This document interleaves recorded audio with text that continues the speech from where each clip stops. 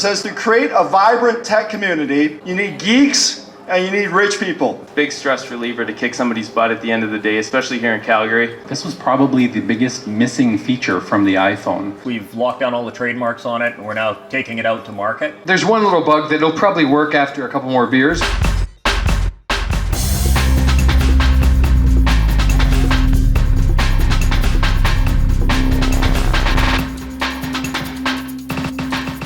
No PowerPoint. If you pull up a website and start showing web pages and pretend like it's PowerPoint, we're gonna yank you. You gotta show real stuff, no vaporware. My name is Kevin Brennan. What are you demoing tonight?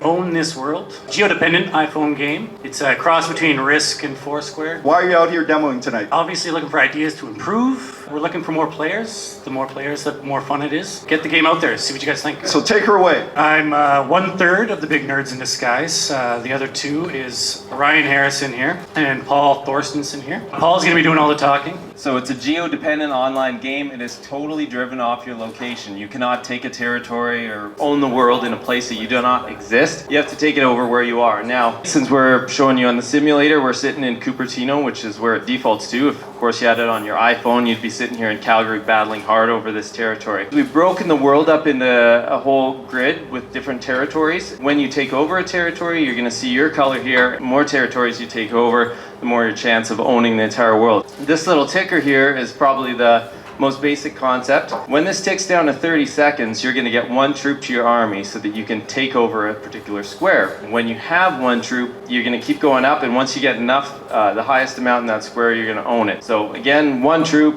allows you to recruit every 30 seconds because you're so damn charming. Every territory is broken down into a resource. We've got gold, we've got food, we've got supplies, and we've got manpower. That's cheeseburgers. Gotta love the cheeseburgers. Most frequent to least frequent.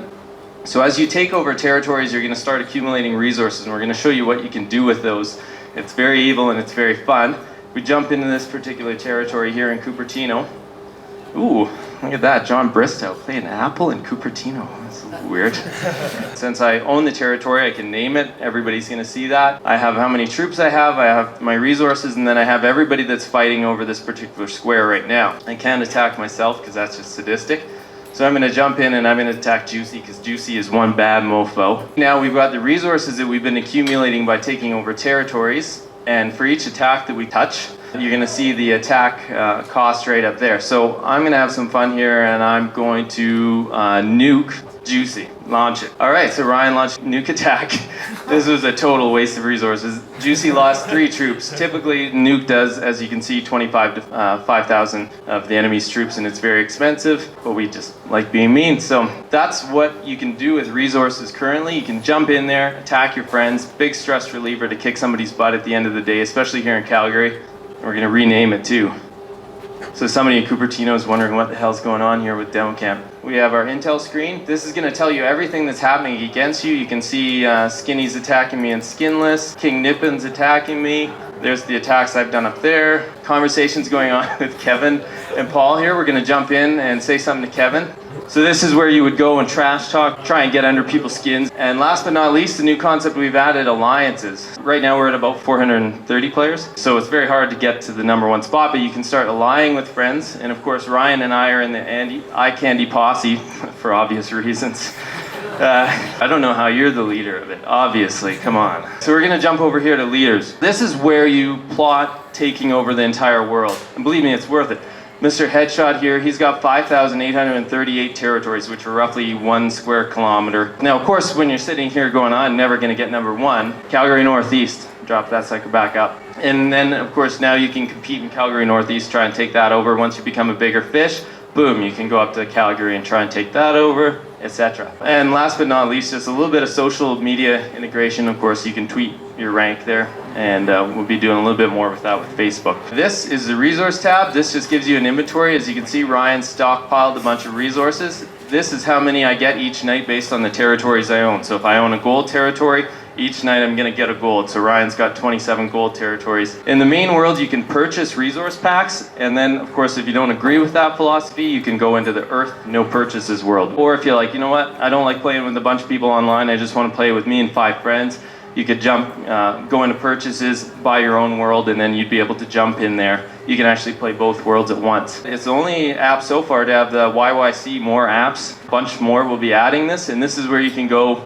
and see all the apps that are in YYC, at least that Connor, the creator, knows about. If you want yours, you have an app, just let us know and we'll add it to the list, and you can go and shop other Calgary apps. Stop having a boring life, own this world. How did you guys get the idea for this? Kind of thinking in my head that it would be cool that if you could walk around, and as you walked around, the circumference of wherever you were started like becoming your own territory, and as you traveled around, you would start taking over bits of the world and then fighting with each other. That's kind of the initial concept we had, and then having a circumference around you and keeping track of that was tough, so we broke it down into the little territories. What have been your biggest challenges so far? For one, learning the iPhone platform. None of us were all .NET developers, and well, not Kevin, sorry Kevin. Second biggest challenge was just trying to figure out how to draw over the map, how to split the territories up. I kind of had to sit there and learn a little bit of geography. How many man hours did that take you? We estimated it out roughly in about January, and we thought roughly 500 hours. And now that we've done alliances and stuff, I would say maybe 600 or 700 hours. A lot of that was kind of like learning Objective-C and whatnot. Thank you very much. Thank you. Let me introduce Brendan here. I'm demoing my iPhone app called Tapforms. It's a database app. If you've ever heard of Access on the desktop or FileMaker, it's kind of like the mobile version of that. People can buy it. It's been available on the App Store since about September 28th, 2008. It's available for $8.99. Tapforms comes with about 25 different forms built into it. You can record all kinds of information about your personal health, homework assignments if you're a student, keep track of your DVD library, you can take audio dictation notes. It's integrated with the Contacts application, the Maps application for recording your location, built-in mailing so you can email out your forms. It has a built-in WebDAV and FTP server in it, so you can get files over to it and you can actually view those files inside of Tapforms without ever having to leave it. It's a pretty comprehensive database application for the iPhone. Supports Bluetooth for transferring data from one phone to another, forms and records. Supports AES 256-bit encryption. For example, I've got here my passport information. If I wanted to view the record there, I would just type in my passcode. And this is how it's linked in with the contact database. So if I click on this, now I'm viewing my contact database record. So I'm going on a trip. I need to keep track of all my trip information. Go to WWDC. So there are a number of field types that Tapforms understands, and that's like name fields, date fields, notes, relational capabilities, so you can link one form to another. A text field, if you wanted to edit that, you can just click here. Dates, you get basically a different type of screen for each field type that Tapforms supports. And if you prefer a calendar view, then there's a calendar view there. Relational capabilities are pretty good too. That's just a recent addition to Tapforms. In this situation, I have perhaps a hotel. I may be staying at more than one hotel, so I could add multiple records here. Tapping on this little guy over here will dial the phone number to the hotel. The location, it's got the built-in map support, so it'll keep track of where your hotel might be. You can do searches. Let's say I was staying in the Bellagio, Las Vegas. And you can also click and pick up and drag the pin around, and then it'll do a reverse address lookup and give you the address. So when you're at your trip, you might have a number of events and sessions that you might want to keep track of. You could create a customized form to keep track of that. The date, the event name, possibly some details. If you've got, say, more than one record, you don't have to go back and in and back and in. You can just swipe left and right. So I can swipe there and see the next record, or go back. It does file attachments as well. There's a little bit of source code for you. That's pretty much how easy it is to use and call up information. If you wanted to customize any of these forms, that's pretty straightforward too. Just click on Customize Form, and now I'm in the form editing tool. If I decided I wanted to use a different icon, then I could easily just change the icon here, and now I have a different icon. I could rename the form if I'd like. I can move it to a different category. I can edit and customize my categories, add new ones, rename them. I have 3 sort fields and a group field. I could group my records by any of the values in the records that I'd like. And if I wanted to add a field, there's about 17 different field types that Tapforms supports, including check marks and ratings and locations, your contacts, phone numbers, website, the email address, the audio recording, and then the relational link to form capability. If you wanted to keep a record for later use, you can see there's a little star here for quick access. If you click on it, favorites will show that. If I turn it off, then we'll see that that record is no longer there. You can search globally, then it'll come up with every record that has the word Apple in it. This is also where you would upload files that you wanted to import or export. It supports importing of CSV files, tab delimited in various encoding formats. There's also a built-in web server. So if you wanted to upload using, Internet Explorer or Safari or Firefox, then you can go to a web interface and upload them from any machine on the network. You can create new forms. You can modify the existing built-in forms. There's a backup system. It's also localized into about 10 different languages. How did it start? Did you come up with the idea? Because I started on it so long ago when the iPhone first came out, this was probably the biggest missing feature from the iPhone. What's your backend written in? The application's written in Objective-C, obviously, and it's using an SQLite 3 database. I use the FMDB database library to communicate with the database. You can go visit my website, tapforms.com, and get additional information and watch some screencast videos of how to use Tapforms. Thank you. Thanks, Brendan. So Ron, tell me about the company that you're demoing. What we're demoing today, the company name is Vianco Inc., but the product is Zowie TV. We're going to ultimately become the world's biggest cable company using the internet backbone as a cable backbone. This product goes to television, it goes to phone, it goes through all devices. What we're demoing today will be the portal that the consumer is coming in on the web. How can the community help you? We have been keeping this under wraps. It was running under the name Zillion TV as a project name for the last 2 years, and only in the last probably 2 months we've locked down all the trademarks on it, and we're now taking it out to market. We're looking for anybody that likes working cheap, long hours, for low pay,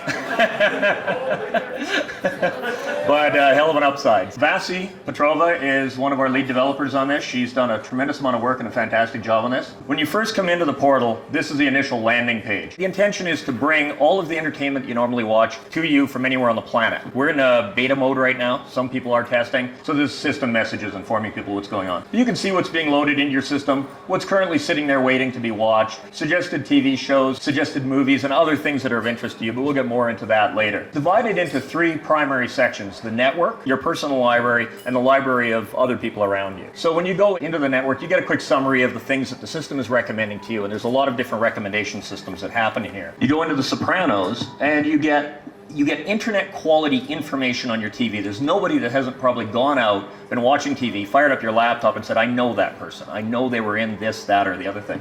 So we can go in, we get all of the episodes in here, view any of the episodes that are available on the show. You can go into any of the cast members that are there. You can drill down into this. So if you're in there and you happen to see James Gandolfini is Tony Soprano, and you, that's who that is. Who is he? Cross links automatically to other product that's in there from James Gandolfini, and you can see that he's in the show The Mexican. And that is music artists. So it's the music component of your life brought into this as well. Same cross-linking happens. So if you find Ice-T, for example, he'll be cross-linked with Law and Order. This center section is pretty much what you see on television. So it's from here to here is the TV experience. The menus are separate and everything. Then you go into your library, your movies, your TV shows, your music, your video clips, your photos, and your photo libraries, bringing almost part of the Facebook type experience into this as well. Channels are nothing more than an aggregation of blocks of content by like ABC, A&E, BBC, so on and so forth. And playlists are your collections or other people's collections of stuff that they've assembled, pre-assembled for viewing. Now, one of the big problems you have when you have, essentially, this puts all of the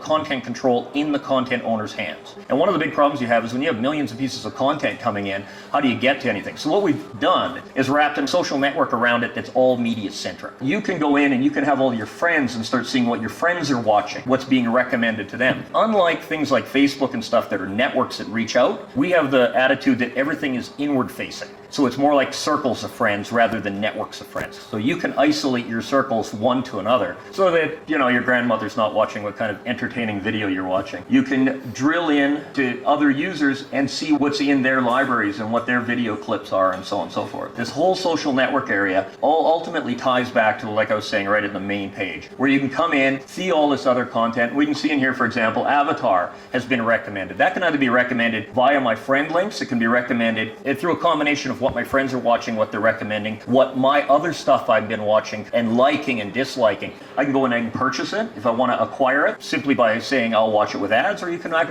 purchase it. And this is all at the control of the content owners. They set all these parameters, they set distribution parameters, they set access parameters, they set all that. We have nothing to do with that. Are you delivering this on the TV? We have a set-top box partnership with Motorola. We will also be able to go into the Ethernet portal coming out in the new generations of televisions. And we'll expand this to being able to use the PlayStation, the Xbox, the Windows Media Center. Any connection you already have, we want to take advantage of that. And that's part of the overall growth plan. Do you guys negotiate the license for the content of the content providers? No, we don't. We don't need to negotiate a license because the content owners, the rights holders themselves, put it into the system. We don't get into this because no PowerPoint. The only thing I have to show you right now is PowerPoint. But there's a complete content management system that goes in that lets the content owners put the stuff in, set all the parameters. Because they have the rights, they affect their own license. We essentially end up being a distribution pipe. With Hulu TV, I can't watch a lot of the content if I'm, let's say, in Canada. So let's just say I have an account with Zowie TV and I'm in India.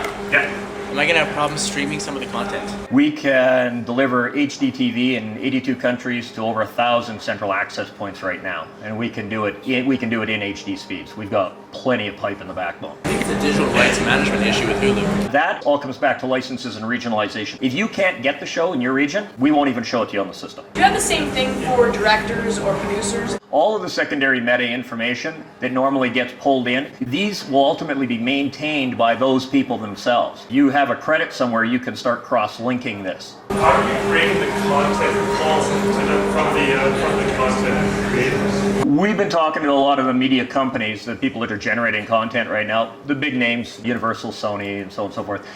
Huge amount of interest in this. But more importantly, the secondary stuff that's loving this, because my business partner here, Gary McLeish, has the numbers, but I believe about 90% of all content that's out there is not accessible or readily accessible right now. Those people would just love to have a mechanism to find it. If you have a TV show like Back to You with Leslie Grammer, got canceled off the air. It had an audience. That audience still watched it. They were fans of it, and it got lost. Somebody produced that, they made it, they brought it to market, and there is an audience and there is a connector. It gets canceled off the air because there's something better for that time slot that'll make more revenue for the network. We don't have that problem. This show will last as long as possible. Platform flexibility. This works on every browser. This is pretty much all written in Linux on the back end. Set-top box software is all Linux right now. There is a Microsoft version that's available because some boxes are Microsoft. It's been built right from the ground up to be completely as agnostic as possible, because we fully expect that it will get integrated into set-top boxes and televisions more so as we go forward, and mobile especially. Estimated release date? We're looking for this fall. We're in beta right now, and the waving hand behind you. What kind of technology are you using to repurpose the media to different devices?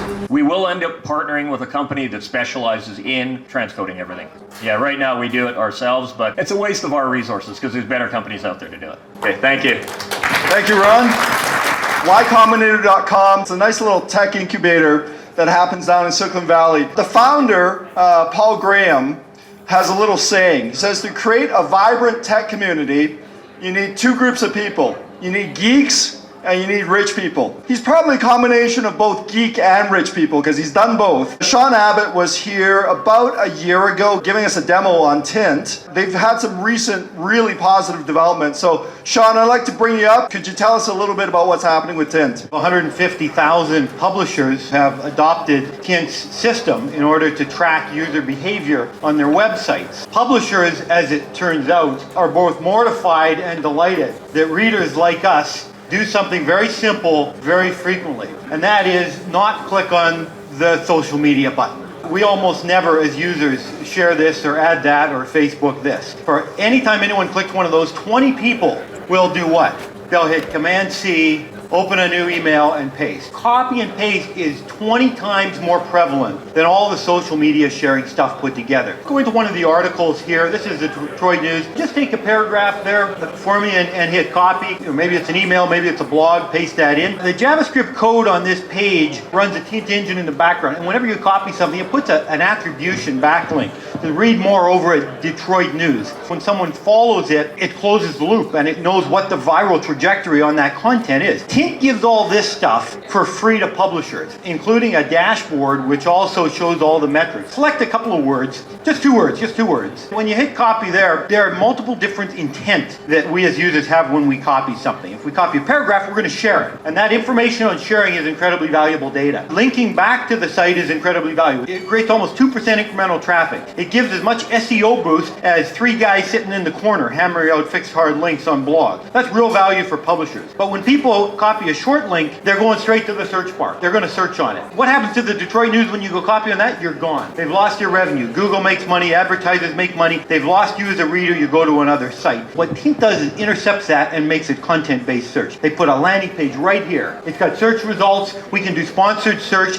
That's Tint's monetization. Why don't you talk about the funding? We had a couple offers to sell the company. It would have been a nice return, but we felt this can be a $1 billion company. We've just closed an $8 million round. We brought in 3 quality US funds, Metamorphic, Greycroft, Panorama, funds that have never invested in Canada before. We think a real world-class syndicate. The next stop for Tint is really the moon here. So Sean, you mentioned an $8 million round. Are you guys talking about valuation of the company? We're not. We've not published that, but it was an up round for the earlier investors. Inovia owns about 20% of this company. You know, it was a tough choice for us, Pat. We could easily have funded this company ourselves, and then we would own a larger piece of the company, but we felt that bringing some top tier funds from the US into a Calgary story, into an Alberta startup, would be good for the ecosystem, good for the environment, and increase our chance of success with the company. So we own less now of a company that we think will be more likely to achieve that desired outcome. Well, thank you very much, Sean. How about a round of applause? How about you guys hold up an iPad and let everyone ooh and ah? Ooh, ah. Okay, pass it around. We're going to play a song, and when the song stops, the guy gets to keep it, right? We actually drove down in a minivan sponsored by Rent-A-Wreck. They sponsored the van in exchange for that plug, so they'll throw that out there. Our goal was to build something again on the drive down and come demo it. Well, the last one worked out great. We made the mistake of relying on YouTube.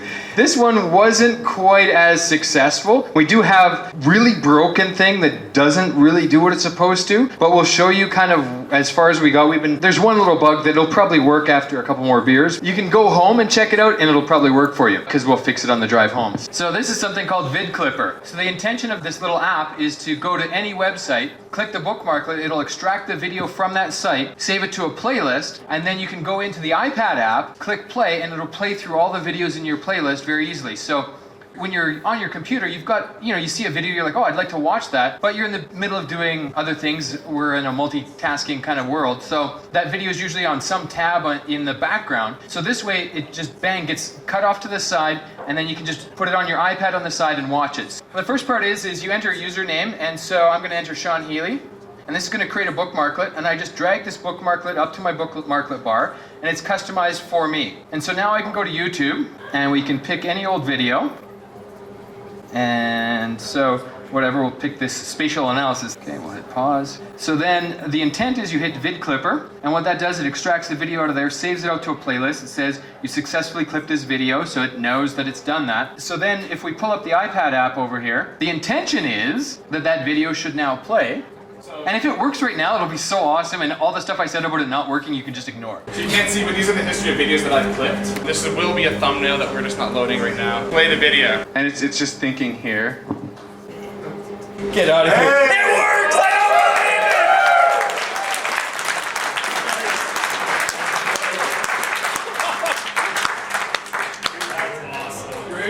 Okay, that really wasn't supposed to work. The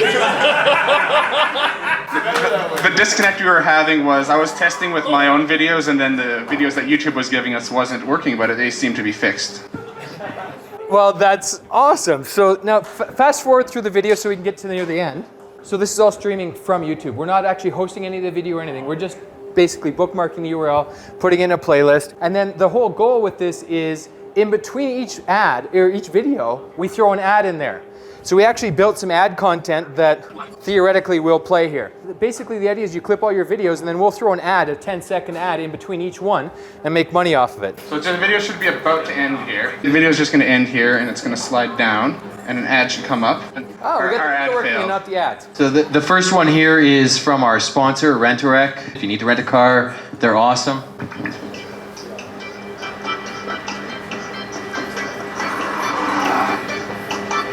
So that would have played after that video played. I hope to see everybody up here next week for DemoCamp Edmonton 11. It's going to be a great time to see them.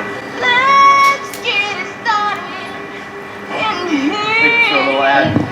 We're running DemoCamp Edmonton next week, so we invite you guys to come down, and if you want to build something, don't do it so ambitiously. Thanks. We have happy hour prices all night. You guys are welcome to stay for as long as you want to. Tip your waitress as well. So thank you very much for coming out, and we'll see you in 2 months.